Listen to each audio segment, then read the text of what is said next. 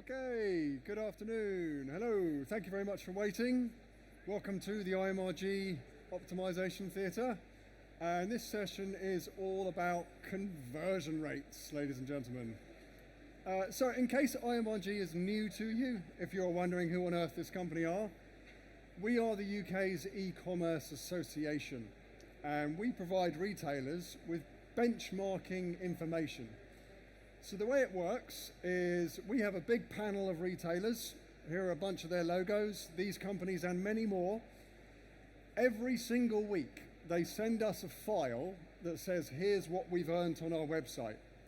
They tell us how much money they have made. They tell us the traffic to their site. Come back. They also tell us all the orders that they have made. Off the back of that, we add it all up, and we are able to work out collectively how the industry is doing. We also know what their conversion rates are, we know what their traffic is doing. All the information gets compiled together. So what you're about to see are the results of the conversion rate data that we have with these retailers. So we can show you how industry conversion rates are doing and let you benchmark yourself against them. We've even got some information at the end that should help you find out where you might be missing out on getting those extra converting shoppers. So let's start at the top. Let's go for overall e-commerce conversion rate. If you took every single retailer in our panel that represents about £26 billion of online spend every year, if you took every single company's conversion rate and averaged it across a very long period of time here, this is what it looks like. The two big spikes that you see in the center, that is Black Friday and Christmas. So during those periods, obviously, the average conversion rate goes up quite considerably. But what you'll see here, that red line, that is when the cost of living crisis officially kicked off, kind of the March, April-ish area of 2022.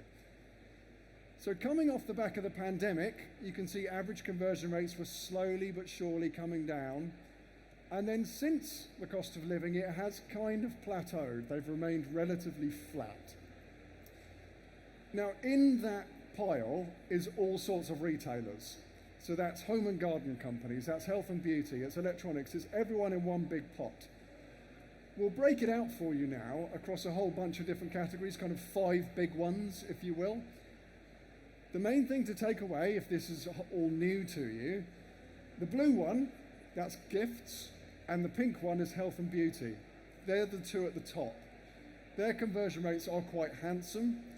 Think about a gifting retailer, someone coming onto their site. Generally, the inclination for that person to buy with you is a little bit more than it is, say, for the home and garden one down the bottom that's in green. Their conversion rates are a little bit lower. What also comes into play is your average basket value. There is a direct correlation between your average basket value and your conversion rate. If we were to line up all the retailers in our panel in one particular category, let's say clothing, and we did the most expensive one on the left, their conversion rate is also going to be one of the lowest. It's pretty much obvious. If you've got a £400 pair of jeans, that conversion rate is not going to quite be as good as a £20 pair of jeans. Now, in order for the conversion rate to actually make significant movements, what you'll see on each of these charts are lots of jaggedy up and down bits. Those are generally movements from sale activity. So when we see someone in our panel that's had a sale, if quite a few of them have had it, it means the conversion rate for that week jumps up by 0.2, 0.3% or so. In order for something meaningful to happen to the conversion rate, a big macroeconomic or big wider event has to happen. And here's a good example of that. So on the left-hand side, this is the conversion rate for the electricals industry. And we've got it plotted for this year. So it starts in January, then it goes across. And you'll see a big spike in the middle. If we add in, on the right-hand side, the year-on-year sales growth of one of the small categories within electricals, small appliances. Now that big spike here that you can see is at the beginning of June. Can anyone guess what happened at the beginning of June this year where everyone would go out and buy a product that fits into small appliances. It was when we had warm weather and everyone went and bought fans. If you could see the sales data from big retailers, how many fans they are selling when the weather gets hot, it's unbelievable. And that is why you see a big spike. It's something like that that changes the overall course of the market. But also, what is quite interesting to look at is it broken out by type of retailer, or what you call market tier. So we categorize every retailer in our panel as to either being budget or value. That will be someone like, say, New Look or TK Maxx. Then there's mid-market. That's someone like, say, Marks and Spencer's or Boots. And then premium is someone like, say, the White Company. We work out collectively what the conversion rates look like for each of these tiers. And this is it. These are those three categories all spun out across this year. And wouldn't you know, yellow, that's the budget one, that is the one that is starting to take off, and it's doing rather well. It makes perfect sense, given the economy, given the wider climate, cost of living. Everybody is tightening their belts a bit and starting to shop with these budget retailers, whereas some of those premium guys and the mid-market are relatively flat. Now, something that we thought would be interesting for you to see, and there's a lot of very small details on this slide, so forgive me. This is 181 dots that we pulled out from our sample, and this is their average conversion rate over the last 3 months. So each little dot is a retailer, and we've got them from the very lowest conversion rate, that is less than 0.5%, all the way up to the very best. And yes, that is correct.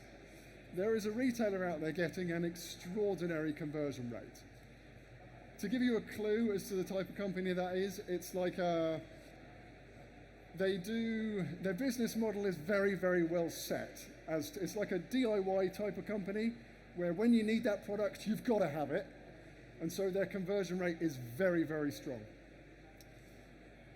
But what we thought would be helpful to show you, and this is a really useful benchmarking slide now, is some percentiles. So you can actually grade yourself, your own website, to see where you fit in. So if along the bottom here we drew the percentiles out, so you've got 0 on the left, ranging all the way up to 100%. We're going to show you each of the 5 major product categories that we've got, what the percentiles actually look like. So if you know what your conversion rate is, take a photograph of this slide, because you can go back to the business and work out where you actually sit in the scale of things. Are you at the top end of conversion rate? Is there room for improvement? Maybe you're down the bottom. Now, have you ever wondered what type of traffic that's coming to your site converts best? Specifically, what that traffic does when it's on your website, particularly around site search. So roughly 1 in 10 of every session on your site will use search. 1 in every 10 people will go into that little bar and say, typey, typey, typey. That's what they want to look at. The trend of search over time is unfortunately going down. That chart there shows you what that average percentage looks like. A few years ago, it was kind of around 15% or so, but it's slowly coming down. But the interesting thing is the conversion rate that people have used search on their site actually get. It's massive, 6.8%. If you isolated all the traffic on your site that used search during their session, their conversion rate is nearly 7%. And having just seen all the charts, the typical retailer is looking at somewhere between 2 and 3 for the whole website. So where is the pinch in all of this? Where can you try and isolate a better conversion rate? The best place to start is looking at the customer funnel. Now, very bread and butter retail. Hopefully this is all kind of ingrained into you in your businesses. At IMRG, we track the customer funnel based on 4 stages. So the first is, of all the traffic that comes to your website, how many of those people will view a product page? So all that traffic that's floating around, they might look at your blog pages, they might look at the search results pages. how many actually go and look at a product page during that session. Industry average is 59%.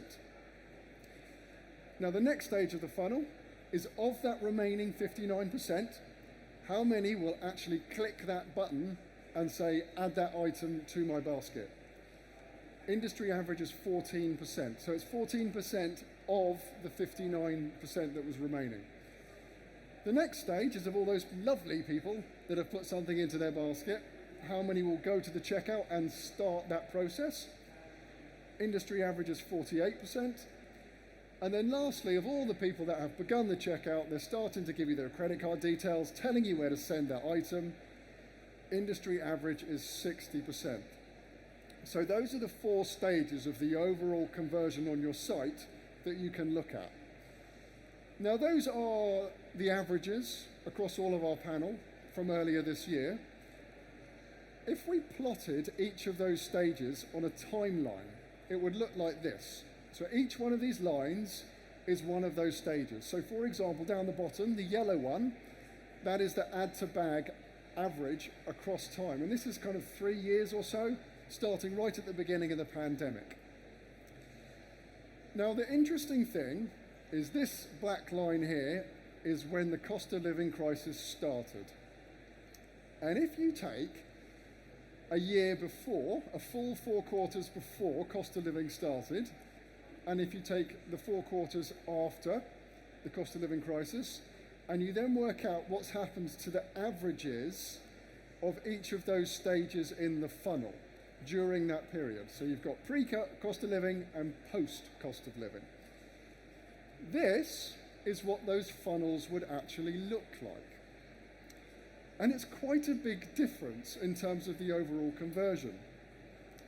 Now what you can probably see is that the top 2 numbers, 58 and 57%, not massive, but it's the second stage of the funnel that's the big change. 16 percentage points down to 13 percentage points on average. Now you might think that's only 3 percentage points, that's not a lot, but it is quite a lot when the base that you started with was just 16% in the first place. Let's run some numbers. Let's shift these to the side. Let's pretend you are a retailer that gets 1 million sessions come into your site. If you plugged 1 million sessions through each of these stages of the funnel, you can quite clearly see where the massive drop-off is. At that second stage, pre-cost of living, you had 90,000 people left in your funnel that might go on to buy something from you. 90,000 from 1 million. Whereas, thanks to cost of living, you've now just got 75,000. The impact that has at the top of the funnel, knocking down, is massive. Look at the conversion rate difference at the bottom. So it is your product page that is the main area. It's that add to bag bit that seems to be the sore point for lots and lots of retailers. And I don't know if you saw it earlier, but we ran a whole session on the product page. You've missed it, it was earlier, but come back tomorrow and we are doing the whole session again. It's the second one of the day. We're talking all about how to improve your product page conversion. Now what might have happened here, ladies and gentlemen, is you might have looked at some of this and gone, oh no, we're not as good as the average, we suck. Our checkout's rubbish in comparison, or we're really bad at getting people onto a product page. What we can show you is how everybody else is actually doing, and it's really interesting. So let's take a little look at who is actually getting it right. So what we do is we've pulled out, at random, 40 retailers from our sample. So each little head along the top there is a retailer. And we have organized them in a specific way. They are ranked based on their view a product page. So the one on the left, at position number 1, has the very highest view a product page rate out of that sample. They are number 1. The green dot next to it, this little guy here, he is second best out of our sample at getting people to view a product page. Poor old matey over here is the worst out of the whole sample. Now what we're going to show you is where each of those retailers goes when it comes to a rank on add to bag, when it comes to a rank on proceed to checkout and where it comes for completing the checkout. So for example, Mr. Orange, he is the best at getting people to view a product page. But when it comes to add to bag, he's about third. He's a third of the way along. Proceed to checkout is where this guy's really struggling. And then complete payment, rubbish as well. So they're really good at the beginning of the funnel, but they're not very good when it comes to the actual checkout piece. Let's take the next one, the green one. Really good at the beginning, rubbish at getting people to add to bag, somewhere in the middle for proceed to checkout, and their actual checkout process is crap. Now let's add in everybody else. And apart from being the most colourful slide that you're going to be today, what is this telling you? Nobody knows what they're doing. There is no single retailer that is in the top half of every single stage of the funnel. There's always one of the four where they're in the bottom half or worse. So you might be sitting there going, oh no, my checkout's rubbish, or my add to bag's not as good. So is everybody else. A bit of consoling comfort for you, if your conversion rates are struggling, so is everybody else. And that's the end of my little presentation. If you find this sort of stuff interesting, if you like benchmarking, if you want to compare yourself against the market, we have this amazing dashboard that you can log onto and overlay your data, compare it against our sample. All you need to do to get access to that is speak to Handsome Jack, that man there. He is our guy that can sign you up for membership. And if you want to get access to the dashboard, you can do it for free for a month. Scan that QR code and you can come and get access to our benchmarking. But other than that, ladies and gentlemen, thank you very much for watching. Hopefully that gives you some comfort when it comes to conversion rates. And do stay tuned, we've got another talk about general market growth coming up in about 45 minutes. Thank you.